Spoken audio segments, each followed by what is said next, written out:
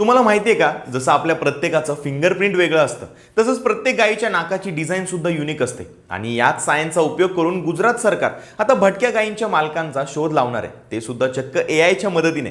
नक्की काय आहे ही भन्नाट टेक्नॉलॉजी, सांगतो.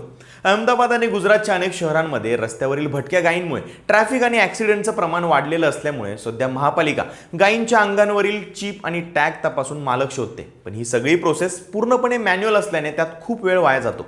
यावरच उपाय म्हणून गांधीनगरमधील एआय सेंटर ऑफ एक्सलन्सने एक असा डीप लर्निंग मॉडेल तयार केलाय, जो थेट सीसीटीव्ही कॅमेऱ्यातून गायीची ओळख पटवेल. पण हे काम कसं करणार, तर शहरातील सीसीटीव्ही कॅमेरे गायीचे फोटोज घेतील आणि एआय मॉडेल ते फोटो रिअल टाइममध्ये स्कॅन करेल. यामध्ये सगळ्यात महत्त्वाचा रोल आहे तो गायीच्या नाकाचा.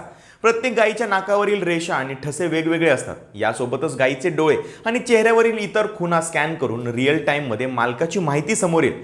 या मॉडेलमुळे आता मालकांना आपल्या गायी रस्त्यावर मोकाट सोडणं महागात पडणार आहे, कारण आता गाय रस्त्यावर दिसली की मालकाला दंड होणं फिक्स.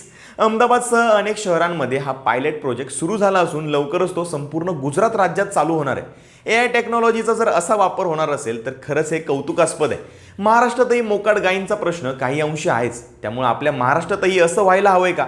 काय वाटतं तुम्हाला? तुमचं मत कमेंटमध्ये नक्की सांगा आणि अशाच नवनवीन टेक्नॉलॉजी अपडेट्ससाठी लगाव बत्तीला फॉलो करा.